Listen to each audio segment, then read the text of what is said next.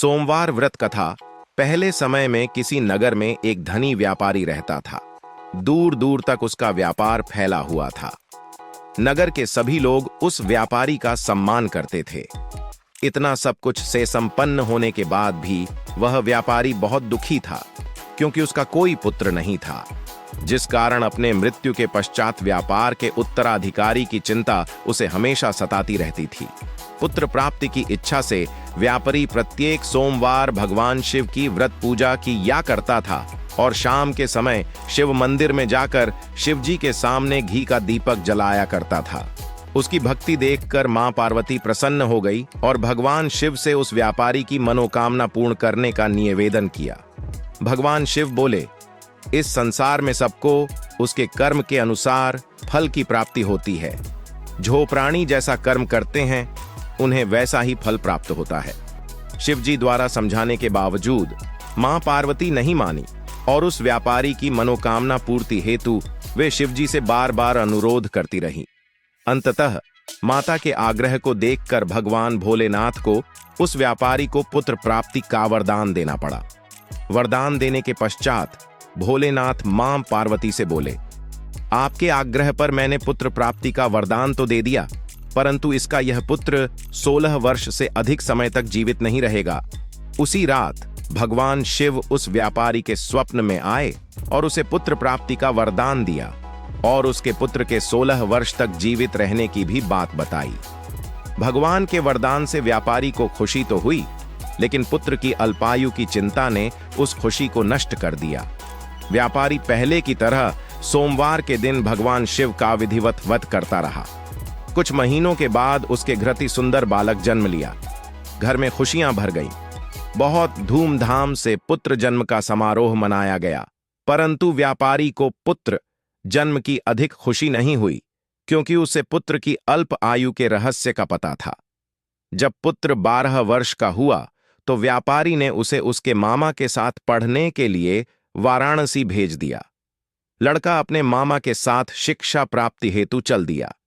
रास्ते में जहां भी मामा भांजा विश्राम हेतु रुकते, वहीं यज्ञ करते और ब्राह्मणों को भोजन कराते।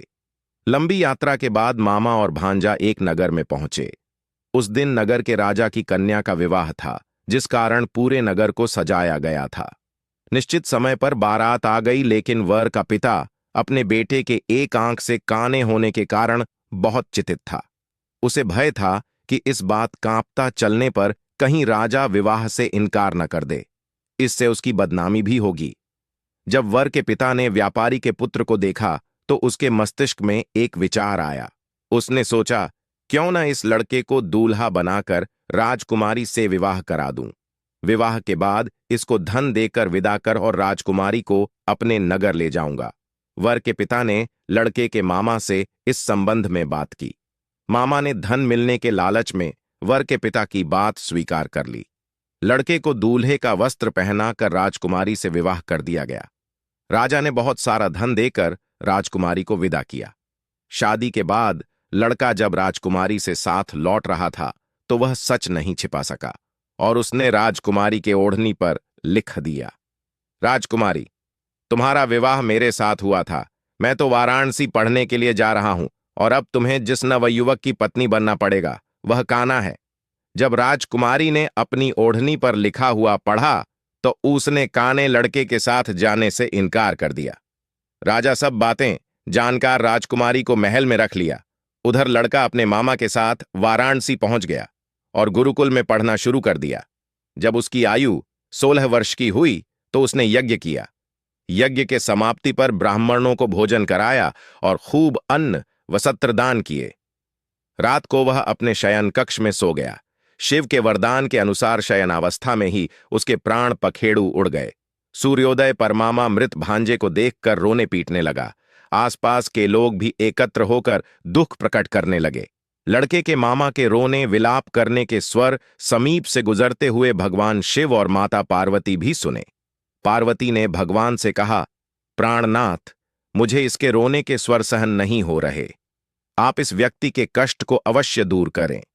भगवान शिव ने पार्वती के साथ अदृश्य रूप में समीप जाकर देखा तो भोलेनाथ पार्वती से बोले, यह तो उसी व्यापारी का पुत्र है जिसे मैंने 16 वर्ष की आयु का वरदान दिया था, इसकी आयु पूरी हो गई है। मां पार्वती ने फिर भगवान शिव से निवेदन कर उस बालक को जीवन देने का आग्रह किया। माता पार्वती के आग्रह पर भगवान शिव उस लड़के को जीवित होने का वरदान दिया और कुछ ही पल में वह जीवित होकर उठ बैठा। शिक्षा समाप्त करके लड़का मामा के साथ अपने नगर की ओर चल दिया। दोनों चलते हुए उसी नगर में पहुंचे जहां उसका विवाह हुआ था। उस नगर में भी यज्ञ का आयोजन किया। समीप से गुजरते हुए नगर के राजा ने यज्ञ का आयोजन देखा और उसने तुरंत ही लड़के और उसके मामा को पहचान लिया। यज्ञ के समाप्त होने पर राजा मामा और लड़के को महल में ले गया और कुछ दिन उन्हें महल में रखकर बहुत सा धन, वस्त्र आदि देकर राजकुमारी के साथ विदा कर दिया। इधर भूखे प्यासे रहकर व्यापारी और उसकी पत्नी बेटे की प्रतीक्षा कर रहे थे। उन्होंने प्रतिज्ञा कर रखी थी कि यदि उन्हें अपने बेटे की मृत्यु का समाचार मिला तो दोनों अपने प्राण त्याग देंगे।